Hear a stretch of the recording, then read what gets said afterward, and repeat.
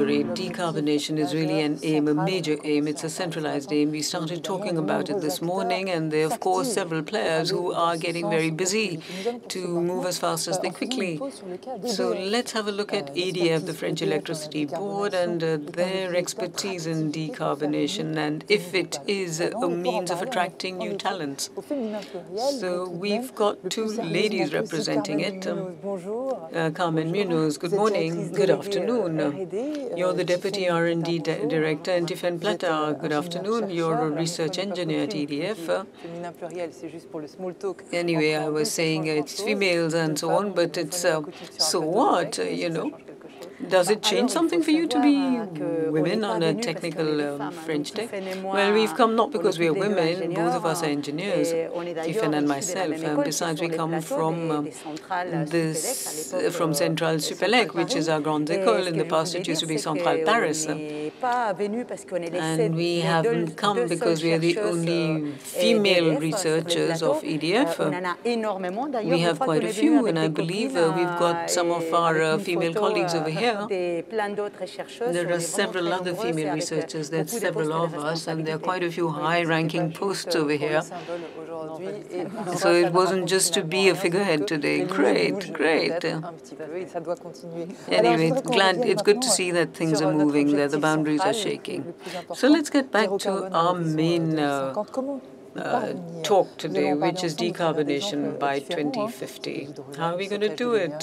We heard about hydrogen, we talked about mobility, hybrid systems and so on, low consumption, low carbon consumption. But why did you set 2050? What were the tools used by EDF to determine this forecast? Well, we're not the only ones to come to this conclusion. As you know, the GIEC, the International Panel on Climate Change to deal with the climate crisis, has shown us that we are now going to see all sorts of extreme meteorological or weather phenomena. You have cyclones and floods, displacement of people, an increase in the sea level. The sea waters are rising. Already with the existing CO2 in the water, the projection that we have for the end of the century of an increase of 1.5 to 2 degrees increase in temperature. So we must try to stop emitting CO2 into the atmosphere. Because if we reach a higher temperature of more than 3 degrees, will give rise to major changes and which will be reversible. And therefore, we are living through very, very difficult situations. And we, in the R&D department, we are working particularly on weather meteorologists who are following all these oscillations and who are checking on all these warnings, alarm systems all over the world. Yes, indeed, it's quite obvious, and the results are pretty conclusive. So now, what is the priority for you? Are you good students? Well, at EDF, we are already d'une part, good notre électricité est déjà students. très décarbonée au niveau mondial et on opère partout dans le monde. Et en 2020, on a une émission de 51 grammes de CO2 par kilowattheure produit. Il faut savoir qu'au niveau européen, et l'Europe est bon élève par rapport au monde, la moyenne de production d'électricité, c'est de 219 grammes par kilowattheure. Donc, vous voyez, nous, on est à 51 et en diminution. On a pris des engagements de neutralité carbone à horizon 2050. Et en plus, en ce qui concerne EDF, ces engagements concernent tous les scopes, c'est-à-dire nos émissions directes, mais aussi les émissions de nos propres clients, de ce que les clients consomment, ce qui est un engagement extrêmement fort. Et en plus, on l'a inscrit dans la raison d'être du groupe, ça a été soumis au conseil d'administration, ça a été validé. Donc, c'est quelque chose qui est complètement au cœur de notre So this is something that is at the very center of our strategy. So what is interesting today, and this is the daily work at Paris-Saclay, I mean, innovations to move towards the new world that we want to construct for our children. And in this carbonless world, well, you're working on it.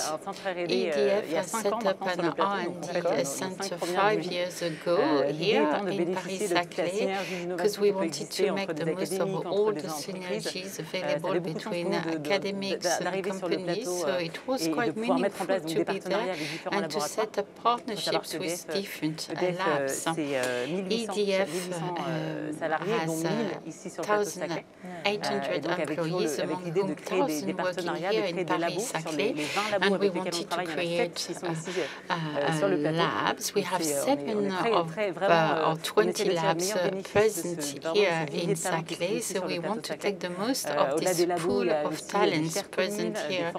We have common trainings, common classes provided. We have a lot of PhD students, interns as well. So we we always want to be a step ahead of the others. And after what we've been all through, you know, this health crisis, this world pandemics must have had an impact on you. You know, we heard this morning with the different participants, you know, people have a different way to organize things. People are more aware of new things. Did it change anything for you? We didn't wait for the crisis to set up concrete actions in terms of carbonless actions and climate change. But the crisis has speeded up things, and people have become more aware of the urgency. And this is more visible. You know, whenever we have a topic for a PhD thesis on those topics, then we have a lot of people who are candidates. And, you know, we have a lot of students interested to work on those topics. So this is one more step in the right direction. We have a lot of people interested. Do you think that young people are more advanced than we are in terms of awareness raising? Well, we have a lot of driving forces among them, and we have a lot of them among them. You are recommending an alliance between the nuclear energy and renewable energy to succeed with this decarbonation. What are the scenarios planned? Oui, déjà, en effet, donc pour nous, les 2 piliers de la décarbonation the two main pillars of decarbonization are nuclear and renewable energies that do not issue CO2 in terms of direct emissions. But we're not the only one to say that. You have the report of the International Agency for Energy, and this report has said that we have to stop investing in coal, fuel, fossil energy. We shouldn't do that anymore if we want to stick to our goals. And regarding this mix between renewable energy and nuclear energy, well, in France, decarbonization plans have been implemented by the state as part of the low-carbon strategy, and the plan is that for 2050 we should have electrification of the economy, you know, in the area of transport and so on. So we would have more electricity that would be carbonless. So in France, if we compare 500 terawatt-hours consumed, in 2050 we should have 635 terawatt-hours with a global reduction of energy consumption. All energies, including d'installer des sources de production d'électricité. Donc, il va falloir utiliser tous les leviers possibles. Les nucléaires, évidemment, parce que c'est une énergie décarbonée. Et il ne faut pas s'en priver quand on en a en France. Aujourd'hui, la PPE table sur 50% de production nucléaire. Et donc, nous, dans nos scénarios, on a travaillé sur ces 50% de production nucléaire. En 2050, ce serait 50 gigawatts installés. Et aussi les renouvelables. Et il faut savoir, les 50% restants. Mais les renouvelables, avec les questions d'intermittence, du solaire et d'éolien, aussi de l'éolien flottant, pour avoir les 50% restants, il faudrait en fait installer entre 150 et 235 gigawatts de production. Sachez qu'aujourd'hui, on a 53. Donc, il est extrêmement important que les appels d'offres pour installer plus d'énergie renouvelable, des parcs éoliens, de l'éolien en mer, les photovoltaïques, notamment en toiture, pour ne pas empiéter sur la biodiversité. Et c'est vraiment très important. La trajectoire est très ambitieuse et clairement à EDF, on fait les paris des deux et de la sortie rapide des fossiles. C'est ambitieux, c'est réalisable, nous on y croit et on y travaille tous les jours pour ça. But this is feasible, and this is what we are working on a daily basis. So what are your concrete actions to stick to your goals? You know, if we go back to renewable energy.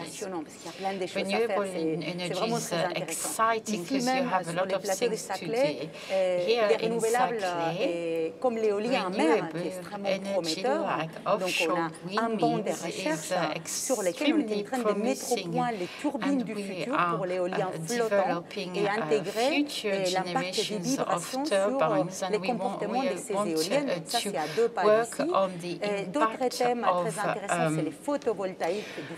the movements and of these turbine mills, and we are working with the IPSS on a very cutting-edge technologies, perovskites cells that are enabling to have more sun generation, cells that are more efficient than the current one, and this is a very promising technology, but in other areas we have this notion of integration in order not to encroach on diversity. So photovoltaic panels shouldn't be to the detriment of forest destruction. That wouldn't be a good solution. So that's why we are working on a photovoltaic grid, and the group has announced the acquisition of a startup today, actually. So we would set up photovoltaic panels that would optimize sun production, but also agricultural production beneath those panels, taking into account the temperature, the sunlight, and so on. So this is very exciting. We have a lot of things to do, and our researchers are working here on those topics. You know, when you're talking about that, the feeling we get is that things are speeding up. Those directions have been decided upon, but we can see that things are moving into action. So we are also talking a lot about mobilities, and that's also the purpose of a village on the virtual shore.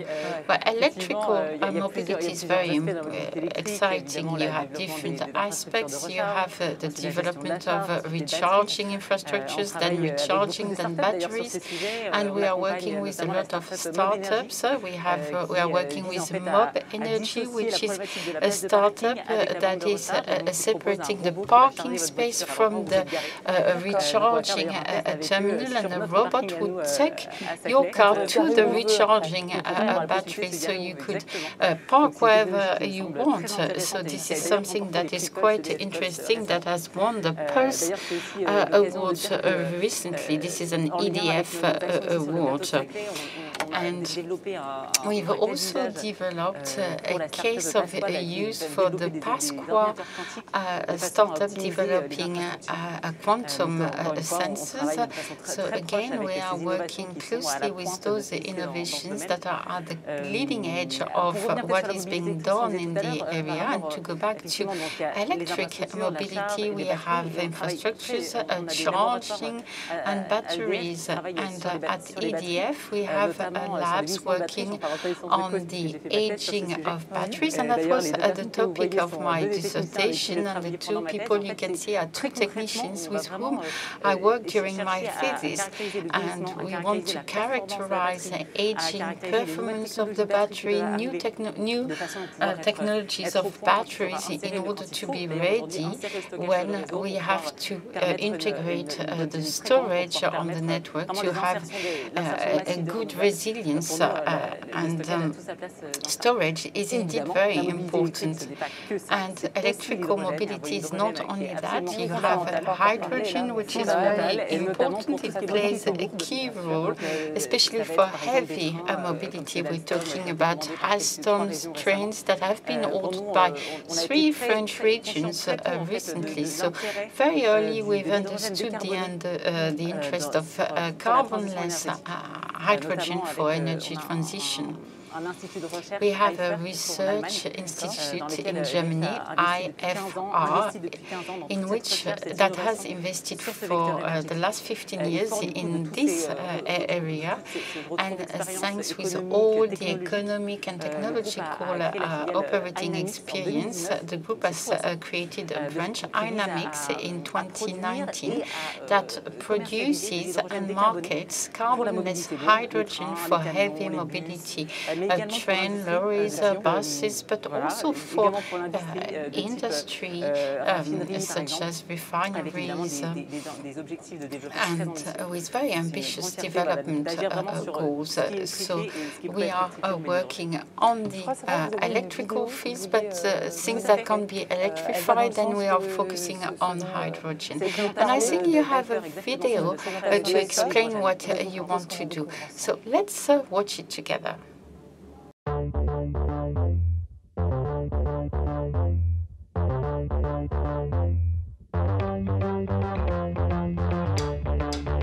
L'hydrogène, c'est le premier constituant de l'univers.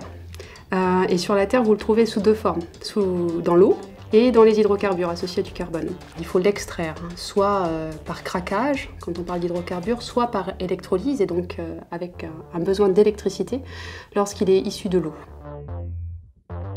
Alors l'hydrogène, c'est très important puisque c'est une ressource essentielle pour notre industrie. C'est également une molécule très énergétique puisque sa combustion avec l'air dégage beaucoup d'énergie et c'est pour ça qu'on l'utilise pour la propulsion des fusées.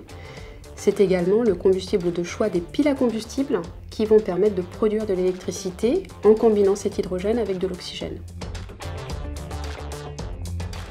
L'hydrogène, lorsqu'il est produit à partir d'électricité décarbonée, va être un vecteur de décarbonation de tous les secteurs. Ce qui a été longtemps un frein à son développement, c'était la maturité et le coût des technologies, production, usage. Aujourd'hui, ces technologies ont su s'adapter à la transition énergétique en devenant modulables en puissance, flexibles et en sachant baisser leurs coûts.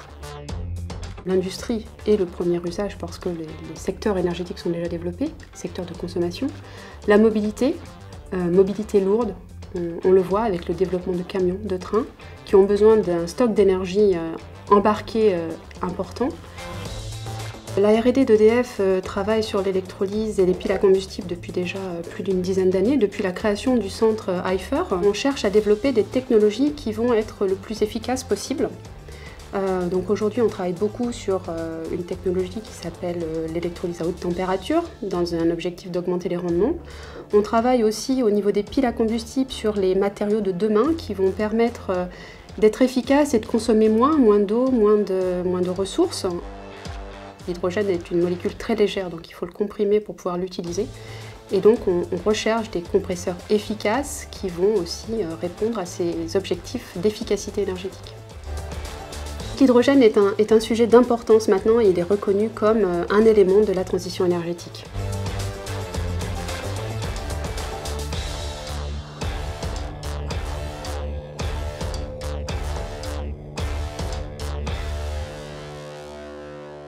C'est intéressant ce que vient de nous dire Annabelle Briesheifer, qui donc sur ce plateau en Allemagne dont vous parlez. parliez, qui travaille sur électrolyseur. Vous vouliez rajouter peut-être un petit mot, Carmen Munoz? Oui, tout à fait. Donc Tiphaine vous a parlé de nos plateformes d'essai sur les batteries, où elle avait fait sa thèse, mais en fait, on vient de créer sur un site R&D basé aux Renardières, pas très loin d'ici, une plateforme des tests unique pour des électrolyseurs.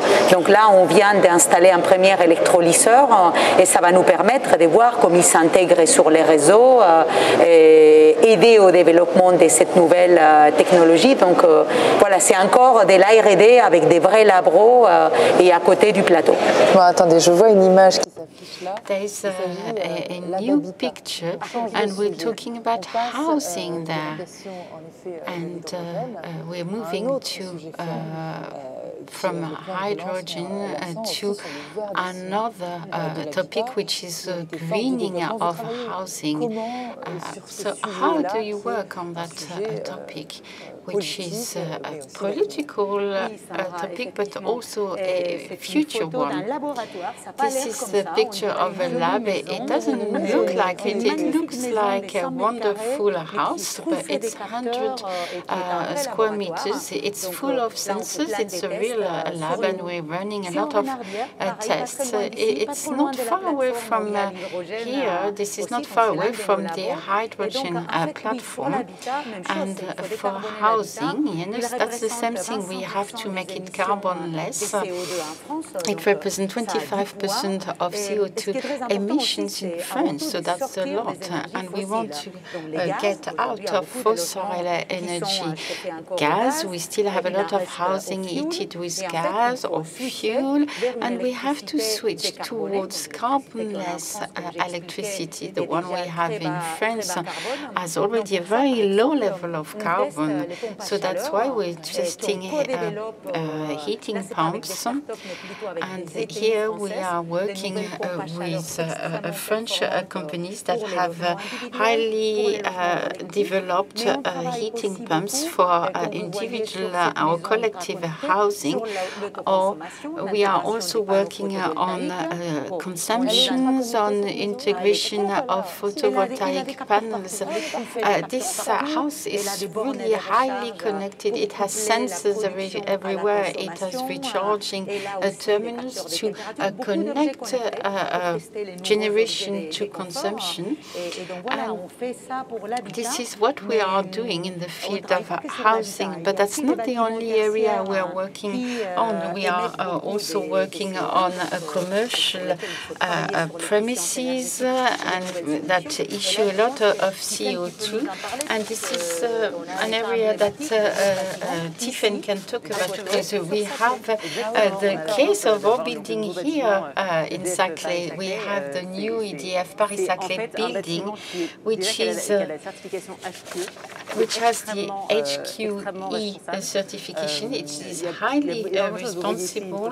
Here you can see just a picture, but you have a lot of technologies that have been devised in order to limit as much as possible the consumption of these buildings. We have 3,000 square meters of photovoltaic panels. This is a glass building in order to optimize temperatures and the light.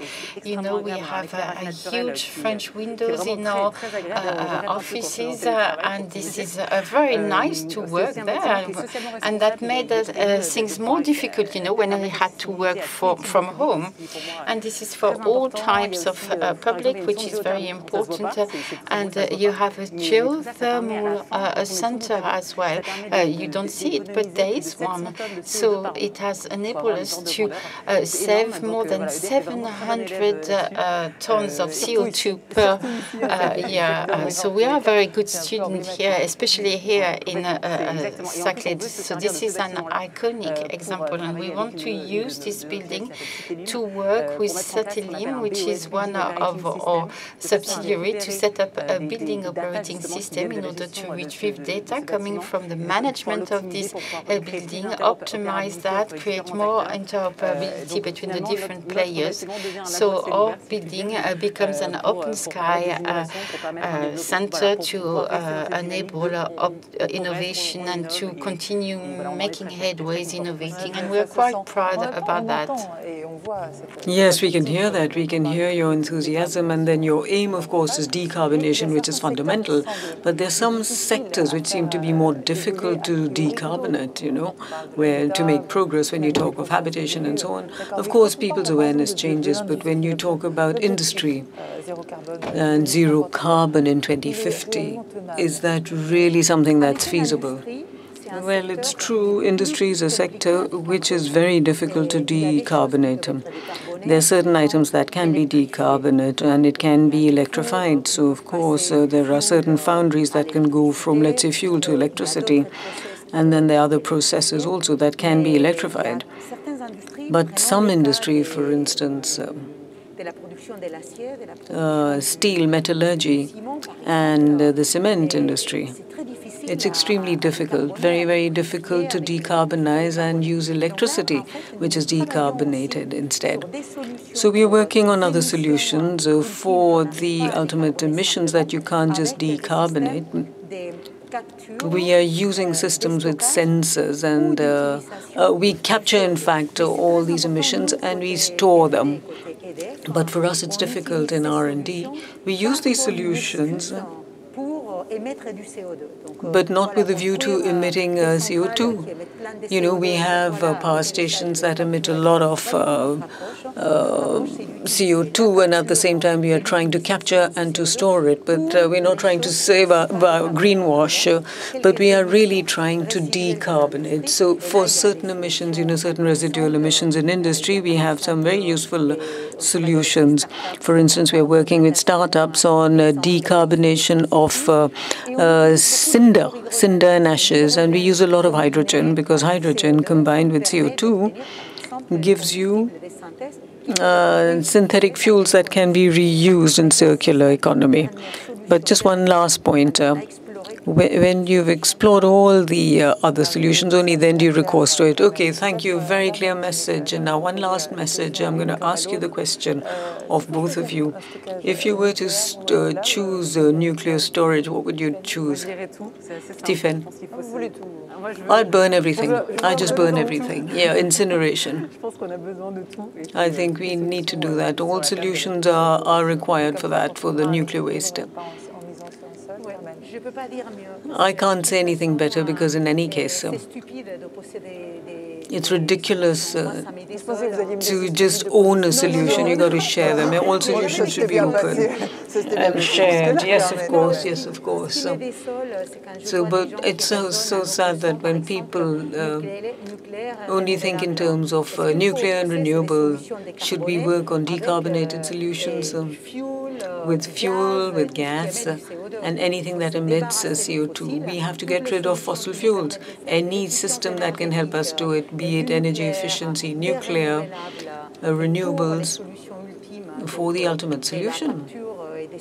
And right up to capture and storage of CO2 and its reuse, it must be used, because it's a very serious problem, and we can't treat it too lightly. It's only thus that we will succeed together, for us and for future generations. Yes, yes, for your baby, meeting in 2050, if things have really moved. Thank you all very much, and maybe we'll meet up again tomorrow to see what else is growing. Thank you, both of you. Thank you very much for this excellent feedback that you gave us on decarbonation with EDF. Another fabulous subject that we haven't really talked much about since this morning, and I'm counting on you to go further with it, and that is about artificial intelligence. So over to you, artificial intelligence.